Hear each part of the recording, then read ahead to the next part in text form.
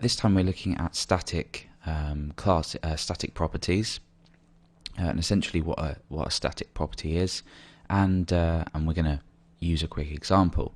You can see here that I'm requiring in this class file here count.php, in which inside I have nothing at the moment. Now we're going to take a look at creating a property that when we instantiate an object it holds a value. When we instantiate the same object again, we're going to see what happens. So, sounds confusing, but let's go ahead and write this class out. So the class is obviously going to be called count because I've called the file count. I'm trying to keep the naming conventions. And inside here I'm going to create a protected variable or a property, and I'm going to call this count. Now when this class is or this object is instantiated, we create an object. I want to increment this count variable, so I'm going to go ahead and I'm going to create a constructor. So construct, and in here I want to say this count plus plus. Okay, so fairly straightforward. When we instantiate the object, we increment the count. Now we're going to go ahead and create a method to output this. So we want public function get count, and we're going to return exactly the same thing, but we're obviously not incrementing this time, we're just returning count. So fairly straightforward. Let's go ahead and instantiate this object and see what happens. So I'm going to say counter equals new count, and that's it. So when we run this, this variable here will be incremented by 1. By default it's going to be 0, so we'll just have the value 1.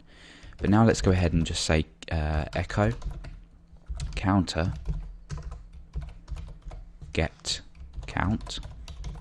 So we're outputting that to the page. So when I refresh, you see that we've got value 1.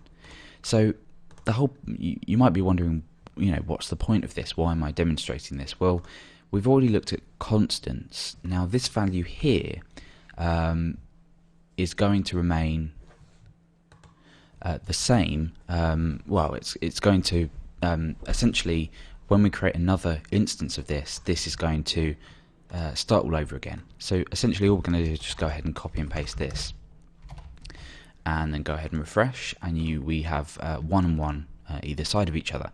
That's because that when we instantiate a new object, this protected property is part of that object that we've instantiated. It doesn't represent a property of this class count as a whole. However, what we can do is we can create static properties. We've essentially just said protected static count, so we've applied this just after the visibility modifier. Now we can actually remove the visibility modifier, and this will work. In this case, we've got some problems here, and we'll address them in a moment. It's just the way that we're trying to call this static property. So you can omit the visibility modifier, in which case it will be public. However, it's always best to go in and place it in, even if you're doing a public property. So in this case, it's going to be a protected static property called count. Now we need to work out how to address these in here. And again, you may be thinking, why do we need to use this? Well, let's just say that we have a class that we want a property or a method, because we can apply this to methods as well.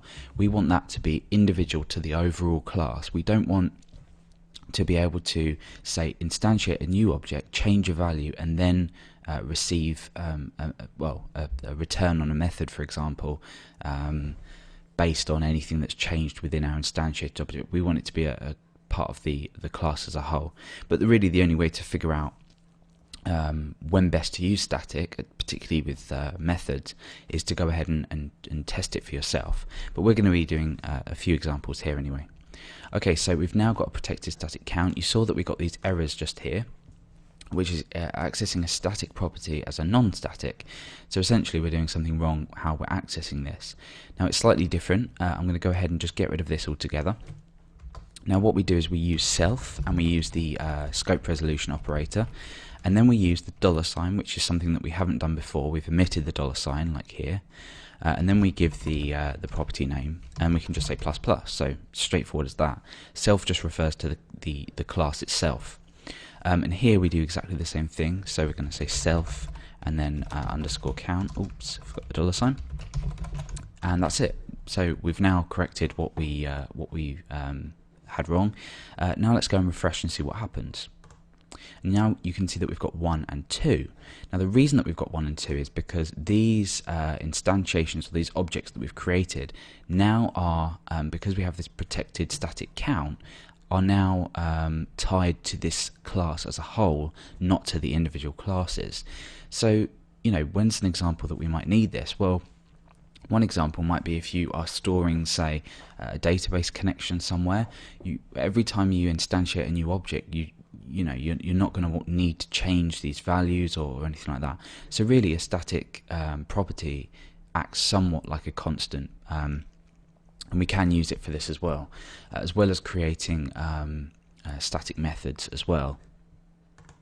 So let's go ahead and take a look at an example with the static methods. So remember we had this, no, let's go ahead and do this in here. So we've got a class called count. We'll go ahead and get rid of this for now. Now I'm going to say create a protected, a public static function, if I can spell it correctly, static function. And I'm going to call this increment. Now, what this is going to do is it's going to do exactly the same thing that the constructor does. So I'm going to remove that, and I'm going to say self count plus plus.